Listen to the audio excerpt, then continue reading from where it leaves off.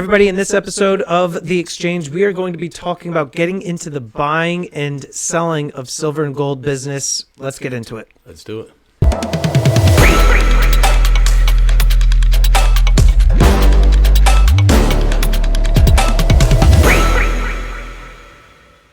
I wanted to talk about this. Number one, we were asked to. It's just a few people asked us, Sure. like, what do you do to get in it? But, you know, there's a lot of things that go into this business that a lot of people don't realize.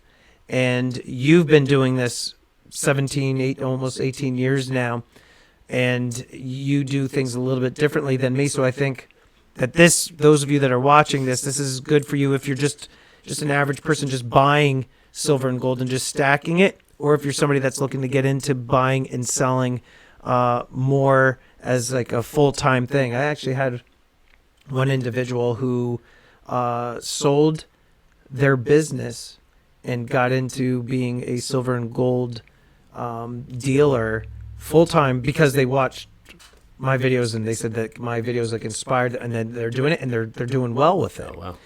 That was pretty That's amazing nice. to Sure. I had that sort of effect on somebody. But so let's talk about why you got into this business 17 years ago.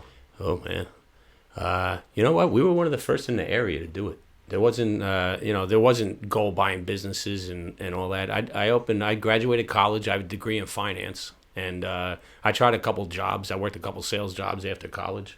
And nothing really panned out. I opened a business with my father, buying and selling gold from the public. And after a couple of years doing that with him, I started buying from the other stores. I didn't like dealing with the public. Right. Dealing with the public's like, that's another thing. If you're getting into this business and you're dealing with the public, get ready. It's you have to be like a ninja with scams. You know, that's one of the hardest parts, I think. Yeah. Weeding out the BS. Yeah, You know? absolutely. But I started buying from the dealers to avoid dealing with the public. Because they're all oh, man. vetting the precious metals themselves. It's tough, man. You got people trying to pay you with fake money, people trying to sell you fake metal. But now, you know. but why precious? Did you get into this because it was something that your dad was into, and he was like, It's something "Listen, me and my come-" father did together, and buying from the dealers. I just, I'm a hard worker. I saw the opportunity there. You know, a lot of the people in the area were selling in New York, so like I'd be in New York City, and like I'd see all these store owners from New Jersey there, Right. and I got to talking with them, and some of them started giving me their gold to go. And I started turning a profit on it, and then eventually I had dozens of stores. That's awesome. Yeah, it was. So It happened pretty fast too. I had a sales guy on the road one time too. He was an animal. He'd drive to gold buying businesses, dental labs, pawn shops, and he'd give them my payouts for the day, telling them, we'll pay cash, come open an account, and that's it's how it all started. And then from there, just word of mouth. I really don't do too much advertising or anything like Yeah. that. A lot of it's just word of mouth. No, that's the thing too. When I ended up calling here, I forget how many months ago it was, but the one whole part of the building here is your father's business, and then you've got the office on the side of the building. And I remember walking in, I was all confused because of all the stuff that your dad's got, ivory tusks and Animals hanging from the animals walls. and like katana swords and World War II memorabilia. And then there's a 130-pound cane Corso running. I was around. just about to say, and then you've got a freaking Cujo beast. It's actually the beast. The dog from The Sandlot is working security here. And then like you have your posse, you have an entourage of people that hang out. Some of them strapped, some of them not. And then you're just sitting in the back here. And I remember talking to your dad, and you weren't, like I like this story.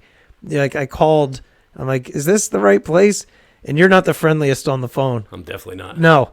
And you're like, what do you want? What are you looking for? I'm like, I was just You know looking what to it is? buy silver and gold. I do my business by appointment only. So when people call and they're like, "I'm coming there right now," they usually have to wait because there's usually an appointment in here. It felt like walking in here. It still was such a weird thing because I saw your dad. So I'm talking to your dad out there. And he's just talking to me like, "What do you want?" And I'm like, "Well, I'm looking for silver coins or whatever." And so I thought it was him because on the phone you sound like an old guy. Yeah. So I thought it was him. So I'm talking to your dad, thinking it was you. And again, there's that big ass dog. So like I'm talking, and then here's Cujo. I'm not afraid of dogs, but when you see this like 200-pound thing, you know, looking at you, your dad's like, "Sit, Apollo, sit." Very And then good listener. and then your dad's just going into like all the stuff. And then I told him how I was, you know, into YouTube and precious metals and everything. And he's like, "Oh, you want to talk to my son?" And then you had somebody in here. I'm like, "Hey, how are you?" And you're like looking at me like you're going to punch me in the neck. And I'm like, I forget what I said to you, got you interested, but it started off, in my opinion, horribly. And when I left, I'm like, all right, I got somebody that I can work with now. But I forget how we got into this topic, but Yeah, no. So a lot of people do stumble in here and like that's the thing, word of mouth, right? Yeah, word of mouth. It's very, your office is a very different place than your dad's business. Yeah, no, he's a regular. You know, he deals with the public. Yeah. You know. So that's that the door's point. closed a lot of the times. Is it every time I walk in, you have it no. wide open? No, it's closed most of the times. I just don't deal with the public. You know, And it's different. make sure you guys, if you're on like BayshoreBullingExchange.com, you know, that's or you call Andrew, like he's not dealing retail. So in New Jersey, it's when you're buying gold, it's a little bit different. When you sell, you have to give your driver's license. They have to upload it to a system in case it's stolen. They have to hold it for a certain time period, and it's different. That's tough too. You know, that's another thing we could talk about one day. A lot of these stores, they have holding periods. Was it like a 28-day? No, they're 2 weeks. So 2 weeks. Let's say somebody brings a 1 ounce gold bar into you today. You can't sell it until You can't sell it for 2 weeks. So what do you pay for it? You got to pay a lot lower. I see a lot of people always bashing like local coin shops and stuff like that, and they have to hold it. Some municipalities are a month. So like, what cash would you put out for gold? Gold's trading at $2,000 right Plus, now. it could drop like a rock. It could drop $100 in 2 weeks. You We could saw it go up. lose your money. We saw it go up $100 in a Yeah, day, so 2 days. It's and tough. So as a dealer, I could take in orders and just lock them in instantly. Where like most of these stores held it for that time period, and you know, dealing with the public stuff. For me, the benefit of selling on YouTube, because they have to be a paid member, so that already starts So to you know vet them. Plus, you have a lot of the repeat. They're repeat, Yeah. and a lot of them now are in Discord, which I'll talk to you about offline. Get your thoughts on something, but they're now on. They're in there week in and week out. They're vetted. Once in a while, sure, there's somebody that becomes a member. They buy some stuff and then they don't pay for it. That happens once in a while, but then I just block them. I'm not out the stuff. It's just sitting there. I'll just roll it into the next auction and sell it. It's not going to go bad. It's not going to go bad. It's not going to spoil. The thing that sucks about it is you're out those sales. And somebody wanted those items. There's other people that were bidding and they lost. And so in the time spent like selling those things, and but that's rare. So it's not quite like dealing with the general public like what you have or what you've experienced. To continue on to the topic about getting started. Yeah, I was going to ask you. There's so many easy outlets now. That you can really just start posting. But before and stuff for sale and stuff. And before we even talk about those outlets, though, because if we want to take it way back in terms of like actually like getting started, like what are you going to say some of the things are that people... I always tell people, depending on their level, if it's something that they're going to do small time on the side, I would just start posting on social media, let people know that you buy or you're interested in, in whatever, buying, selling. Budget-wise, what would you say would be a good budget to start off? Because you need capital. So I have a lot of people ask me that too, and I have, dozens of businesses, and like a lot of them have different operating capital. Some of them operate on less than $10,000, but they sell me their packages or everything they buy once or twice a week. You know what I mean? So they're always constantly moving flipping the capital. I have some stores that, they're business owners that have lines of credit. They sell when they have $150,000 worth of gold. They have the capital to hold it and to, purchase bigger lots and stuff like that. Right. It depends on the capital. I seen one of a video of you and Guido stacking. I think he said $100,000. Yeah. And like, yeah, you can make it work on $100,000. You're buying from, it's all about the turnaround. So right now things are a little bit busy. There's a lot of metals are high. So a lot of these companies, the turnarounds to get paid sometimes 2-3 days. Some of them are a week. So you buy 100,000 worth, and you only have 100,000 in capital, and you ship it out to a dealer to get your money back, and it takes a week for you to get paid. What are you going to do? Yeah, you're You stuck. have no capital to buy. Right. So it depends. It's you got to find good companies to work with. You know what I mean? You got to make sure your capital's liquid. You also have to. The other thing too, it's a lot of trial and error. I've had so some of the mistakes that I have made, and it's just because I didn't know. I was buying the silver and gold just retail like everybody else, and I was just flipping. Trying to make a couple bucks. Just here. making, yeah, and actually the premiums, the auctions, like the people were paying more, like it was profitable, but I didn't realize that, once you get an LLC, that opens the doors. it opens the doors to reseller certificates, so I don't have to do the taxes, Right. You get wholesale rates. and then right, opening up wholesale accounts. Which can take some of these wholesalers, they require like a couple years. So that's what I was kind of touching on before. When Yeah. people come to me and I ask them like what level they plan on doing this. If this is just like a side hustle and it's not something like, it's just something you kind of doing on the side, I wouldn't say take it to that level. But the first thing I always tell people, if they say, "Oh, I want to be like you. I want to buy all these big lots and stuff," I said, "Listen, get an LLC. Yes. Get right away." So the first thing, I've talked to quite a few people into doing it in the last couple of years. Why would you say that? For the same reasons. Yeah. Plus, dealing with me. You don't Yeah. have a tax ID number, you're getting retail, just like Yeah. the same scenario you just talked about. This is Where if they come to me with a tax ID number, I could give them wholesale rates, and I have to charge them sales tax. yeah. This was you know? this guys. This essentially my whole first year operating. I wasn't an LLC. My accountant told me because of the amount of volume I was doing. He's like, "Listen, Stormy, you got to become an LLC. You got to go legit."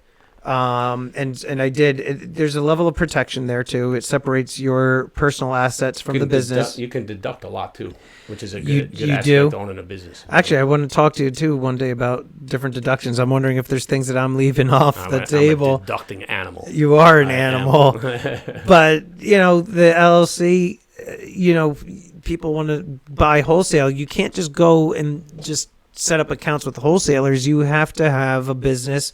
Sometimes they require I was gonna 3 say to 4. references. You need bank references. You need It's not like you could industry just references. Yeah. No, and some of them have minimums. And it's and they're hard to find. This is the other thing. When you're just a regular retail person, right. and you were like, and you're trying to, or like for me, when I started the LLC, I'm trying to find these wholesalers. Right. The people that I was buying from, they're not telling me who the wholesalers are, because then it's like cutting them out, Yeah, and I'm sure. going straight to the source. Sure. So Which happens a lot. they are so secretive with their sources. Right. So for me, Because it's go. No. Just because it's the same thing, like trial and error. We were just talking about how many different companies have you tried? many. Yeah, it's the same thing. It's Many, just like and then you start to realize certain companies carry different things that others man. don't have. So you should see these lots that come in. I dissect them. One Yeah. company gets pre Right, 33 because gold. they'll pay the most. One company Right. gets the Morgan dollars. One company gets the scrap gold. You know what I mean? It's, Yeah. and it's the same thing. I've learned. You don't. It's not like there's Man, somebody that comes I'll to you tell and tells the you. biggest yeah. mistake I made for a while. I was buying 90% silver by weight, and man, let me tell you, at one time, bins would come in, you couldn't even lift them up. And I was selling them by melt, because I had a good relationship with a refinery I was working with, and then I started dealing with a coin dealer, and the premium started to take off. And man, you're talking, wow, what a difference! Because the coin dealer Oh, is man, able to offload hundreds it. and hundreds of dollars difference on every load. Yeah, You know. yeah. Because he has the outlet. He had the outlet for And it, that's you like know. the- that was just- that was before that. I don't know how long you've been doing this, but for a while they pretty much traded at melt for the longest time. You know? So I've been doing this for, I would say, about 4.5 years now. About 4.5 years, because I became an LLC in 2020, and so we're almost at 2024, and I was operating about, I would say, 8 months to a year prior to that, not as an LLC. So going on 5 years now. But I don't deal with the constitutional silver. I might start getting into it more, because for me, in order to make it worthwhile, you got to buy higher volume and sell larger lots. It's like somebody comes to me like, oh, can I get a 2 silver quarters? I'm like, I'm not that's freaking. annoying. Can I get $1? See, that's the kind of product I only buy. I don't resell it. Yeah. I just buy it and sell it wholesale. There's Right. like a rate Right. for the day, and that's it. Right. You know. 'Cause Right. I had the same problem. What am I gonna do? I have $150 face value, nice even number. Somebody comes in, they want 3/4. Yeah. You know, and they start, picking, skimming through it. I don't know. Yeah. Now the thing too, I would say to people, if you do not have an LLC, like Andrew and I are both telling you that you should get, and you don't have access to those wholesalers, the next best thing for you to do then is, if you do have capital, like Andrew was saying, post information like about you that you're buying online Right. on social media. But you want to be buying, in my opinion, you would want to be buying collections from people locally. Because Because that's how definitely you start can, with friends and family. I Friends always and tell family. people that. Put it out there to your friends and family. They Yep. buy broken gold, unwanted jewelry, stuff Yep. like that. Yep. If they have any coins, laying around. Yep, house It's a good place to calls, start. things like that. And then I would say, you could buy and sell on social media. You could, sell on like Drip. I mean, like you were saying, there's so many more outlets now. so There's many Drip, outlets now. whatnot. One thing I would recommend is not using other people's pictures. That's a big no-no. And that's the other thing. And Andrew and I have spoken about this in the past. We've talked about scammers. But also you have to remember, like, those pictures are copywritten material. I stumbled on somebody one time on eBay selling items that they actually had, and they were actually selling the items, but they were using my pictures. And the way I knew it is because I used to have like an Imperial flag. So from Star Wars, the cog, it's like the symbol of the Imperial Army. It Well, just you looks can see like it a in the cog. picture. I had a big black flag that was like the backdrop, and my items yeah. were on there. And so I contacted eBay, and I threatened the person, and they were like, "Oh, I'm sorry, I didn't realize you can't do that." I'm like, "How the hell do you realize you can't take somebody else's pictures? And if you have the stuff, just take the pictures of your own stuff there." I would say, Andrew said, you had said, depends on what you want to do, would kind of set like how much capital you kind of want to have. In my opinion, though, I think like minimum you want to start 5 to 10 grand at the very least, just to get started, because you're with the amount of capital you have, you're going to be limited to what you can buy. Yeah. If you only have $1,000 to start, you're not buying an ounce of gold. You know what I mean? No, and like, what are you going to buy? Like 20 silver Yeah, I coins, mean- you know what I mean, or more than 20 silver coins. But the point is, like, I remember when I definitely started. need capital. It's capital sensitive. Yeah, I started with, I had just a small drawer worth of just silver coins and a handful of slabs, and that was how it started. And now it's just, And I've talked to you. I just had one of my busiest months I've ever had. Congrats. And you buying drinks? I'm buying drinks. You know what? I was going to ask you. You want to go out for steaks one night, but Yeah, we can. You're hard the guy to get in touch with during the week. I'm very busy. It's during the week. It's flipping challenging. But like, that's what I was saying. As it gets busier, it gets challenging. There's a lot going on in the industry. There's a lot going on. It's a lot to manage when volume kicks up. Yeah. Yeah. The other thing too, I would say, going on the whole like buying and selling and getting into this business, you have to. Andrew was saying like things are capital sensitive. You have to be able to take hits when the market tanks and people are scared to buy, or you're buying products at a certain level that are up here, and then you see everybody around you dropping the premiums on those. Well, guess what? You're going to have to drop your prices too. Sometimes you're going to have to sell things at a loss just to right get now. that money. Yeah. So right you now. have to be able to weather those storms. And on top of that, like packages, like you had talked about $80,000 packages getting lost, $40,000 packages getting lost. I have a couple things right now that are kind of in limbo that said That's that we were just talking about the other day. So now business for me is busiest it's ever been. I have at least $10,000 to $25,000 in pending things in limbo. Yeah. Lost packages. Yes. Awaiting payments. You know what I mean? And like it's man, scary. It's a scary. And as it gets busier, it's hard to even keep track of. I know. You know. That's when I get emails from my customers saying, "Hey, Stormy, any idea where this is?" And I look, it was mailed out like a week ago, but it's still Hasn't moved. stuck in New Jersey somewhere. Something so out of your control, it Completely. left your possession. You know what I mean? It's, You're it's stressful, man. It is, and you're unable to. The thing too is like you're not really able to get any more information. The information that we have on the package is the same that. Then you call UPS and they say, "We're looking at the same thing you are." There's really nothing. No. Yeah. At a certain point, when do you consider something lost? How many weeks in? 3 weeks? Oh no, man! I'm way 6 more. weeks? No, 3. 4, listen, that thing doesn't start moving, like starting getting scanned in 3-4 days. It's gone, dude. I've never had a package mysteriously show up after a couple days of no movement. So when do you consider? So you Couple consider days, man. couple days lost? Couple days. I had a package out recently that was out for delivery. Guy called me that night. Said, "Yo, I never got this package." I knew something was wrong right away, dude. See, so right now I have two. Ugh. One is like $600, the other is like $2,000, Eesh. and and they're just stuck in New Jersey. You know what? Now's a crazy time too. It is. I This hate is the shipping. holidays. I hate shipping right now. So much stuff gets lost. Crap. It's Maybe insured. Oh, Stormy, come on, man. We Well, talked about this the other day. I know, but actually, you need to send me the insurance company. I don't think maybe you did text it a while ago, but I have it insured with just like USPS. I don't have it like insured with like a private insurance company. I'm not buying and selling enough to the quantity. Like, Yeah, but you should do it on certain amounts. what would you say? $2,000. I would have insured that thing. Anything over 1,000, I would insure. you Yeah, know. but you can't insure bullion.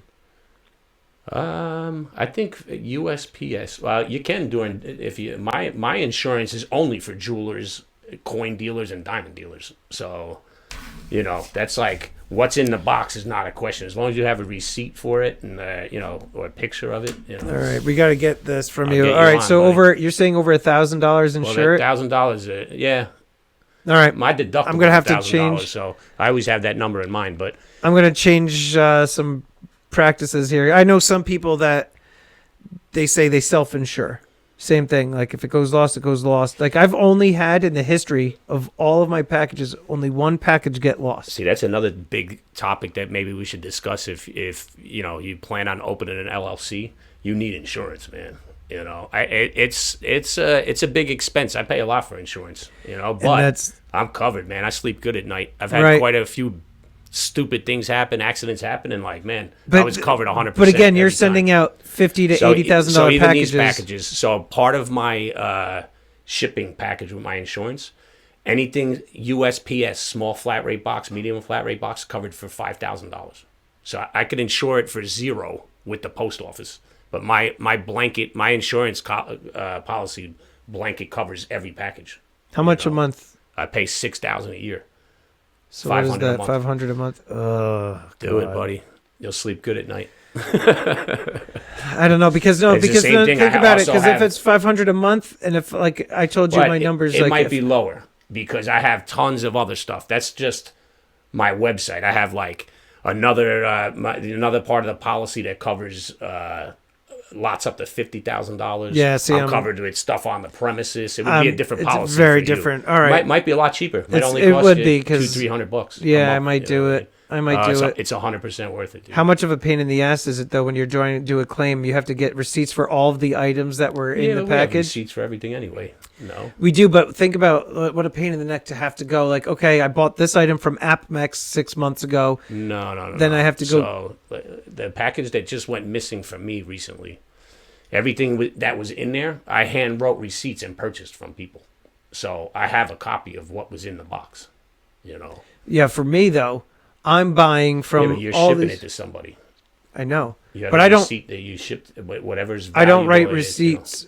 I don't write receipts on Still, I it. mean, what do you mean you don't write receipts? I don't write receipts. Man, what I are you never do doing? receipts.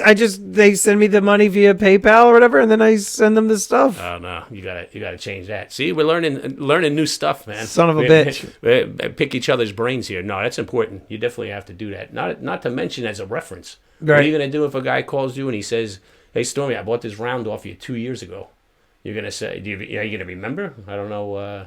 No, but where do you keep all of your receipts? It's just in a file folder? I have a and, box right under my and it's my just thing now. and it's in chronological order. I have every ticket I write is in there, and then the website it keeps track of it. But you know, if you buy on my website, it prints. I you would and sends need you a to. receipt, I would you need know. to. I see, and I don't want to get into QuickBooks. You don't need QuickBooks. Well, but like, think about it. I do an auction. Listen, you see the receipts I write you? They're I know, handwritten. but goddamn, if I'm doing like every week, I'm gonna write a handwritten receipt for every single I write person. 15, 20 a day. God Yeah, man. damn it! No wonder why How you're. do you keep track? Well, you I have said- a spreadsheet on Yeah. everything. I'll show you how I do it, and then you'll let I me have know. receipts for everything. I have people. If you had an issue with a ticket from 3 months ago, I could look it up like this and bring it up. You know, All right. Well, I have to figure something out here. yeah, it's important. If you know, that's an. I don't know. If I, you know, I'd like to have something, some type of reference to. Well, my What if reference is somebody all. brings you back something and it's fake? You know, and they say, "Stormy, I bought this from you." Yeah, but And it's, you if know, they tell me when, I'm able to find. I do a Control F on my spreadsheet. I type in Santa Claus. Let's say it's a Santa Claus thing. Right. Santa, Comes and up. it come 4 of them. Oh, you bought it on November 3rd. You see what I'm saying? But you send them an invoice. No, Yeah, Stormy. no. They send me like they Money. ask the total. Yeah. They ask the total because they're keeping track at home too, and I'm keeping track on my spreadsheet. It's like, oh, it's $614 tonight, and then they send me the money, and then I send them the items. Yeah, so I, you know, And it's on the and not spreadsheet. that there's anything wrong, but with you know what we're talking about here. You know, everybody has their own way of doing things. You know what I mean? I'm just saying in terms of like insurance purposes. But you're saying after a few insurance, days, if you want to be covered by insurance, you better have every I dot and T crossed. You know what I mean? You better. So when that happened with me, I had receipts for everything in the box. I have this camera angle and that camera angle. The whole me packing the whole entire box. You know, so it's kind of hard to debate that what I was claiming wasn't in there. You know what I mean? You can literally see me putting it in there. yeah, I know. But then, like when you walk off camera, and you're no longer in camera, you could open the box right out there. So listen to this. I do it right here. The UPS guy picks it up from right here. So Oh. anything beyond the point of him leaving, that's on them. Yeah, but You know? see, for me, I Yeah, take put it a to the camera in post your- in office. your- No, oh, I yeah. have cameras, but then I go and I drop it off at the post So office. if you get that big enough to where you're shipping out enough packages, you could schedule a pickup. They'll come get it from you. Yeah, but You know. okay, I'll talk to you offline about that. But it's only like 30, 40 packages at the most at the end of like the month. Because I close out at the end of the month. I hold everybody pays me like See, let's $10 say you have auctions on Wednesday, right? Tuesdays. Nice. Get There my you day go. right. Tuesdays. I'd have a USPS schedule a pickup on Wednesdays. I'd eliminate you driving to the. But it's once a month. You know what I'm You saying? only ship out once a month. For the majority of the Oh people. man. Sometimes there's some people that I close out my wallet. But I a don't lot have of people pay customers me. like that. I have customers. They buy on my website and like But they I ship same day. no, next but they day, but they you know? pay me $10 for shipping. But then I hold it for the month for them Why? because they buy things Oh, they buy other each things. week, and then they're only paying $10 shipping See, instead you know, of you $50. learn something new. I really, you know, everybody runs their business differently. Me, you know what I mean. Plus, for me, it's incentive. But he has these kind of customers that they you know they obviously are okay with you holding it till you get more stuff to ship out. You know what I mean? I don't. No. It's not even like they go to each auction. It saves them money is the reason they do it. Like they'll go on a Tuesday night, they buy 6 things, they pay $10. They say keep it in the wallet. Following week, they see 3 things, they buy that, put it in the wallet. The week after that, they buy 10 things, put it in the wallet. Okay, it's the end of the month, guys. We're closing out all wallets. You know what the issue I s- is? They trust you. That's what it is. Not that it's an issue, but That's the issue. He says they trust you. You know. What but I mean? it's I I've don't been know doing it if for they, 4.5 years. So I don't it's- have customers like that. Wholesale, these people leave 100,000 deals with me and don't even bat an eye. But retail, buying off my website, No, I don't. I have to ship out same day or next day. It's what I mean? that's a different thing though, because you're just buying on a website. It's not like they're interacting with you. With me, Yeah, I try to they're keep that to a interacting. minimum. I know they interact with me on a daily basis, Yeah. multiple times a day, because we're in a chat group. Right. And then That's they what we deal with talk me on about YouTube. too, you know, and- and you know, Stormy does that with his business. He's very interactive with his customers. He runs these lives, and you know, he has a good relationship. I'm listening to him right now. These people are leaving orders with him until it builds up to ship it, but everybody does it differently. There's no right or wrong way to Yeah. get in this business. You know what I mean? Yeah, and you learn. You got to do your research, talk to people, see what style, what things one person does. A lot of trial and error. A lot of trial and error, a Man, lot of I've, growing pains. Yeah, I've wasted a lot of time just trying to figure stuff out. And then And- I recently just told you, I was just trying to do free shipping on my website.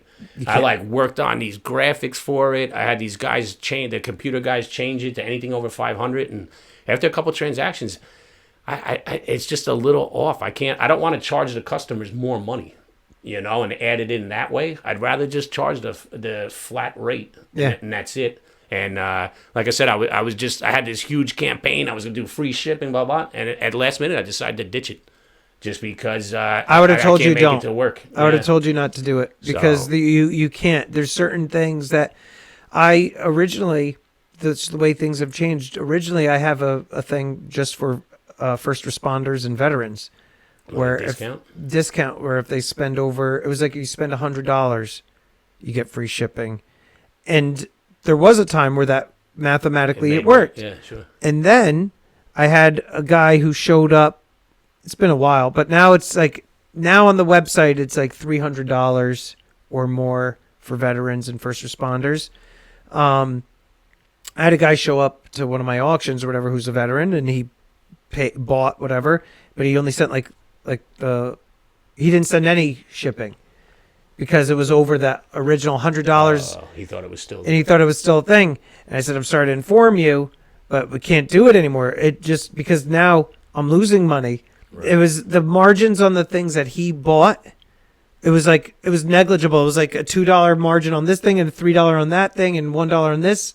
I didn't really make anything. And then with free shipping, it was like I was losing money. I was like, no, I'm not doing that anymore. It's You hard can't. because the average order, I think even on like AppMex and like these online retailers, I think the average order is only like $300, $350, and it's Yeah. like it's at that range where it's not really feasible to include free shipping, and like they're kind of penny pitching. They really don't want to pay the shipping charge. It's tough. It is. You know? But the other thing But too. even at $9.99, it doesn't work for me. I have no, to, because you have some heavy. Well, not only that, as part of my insurance, it has to have signature confirmation.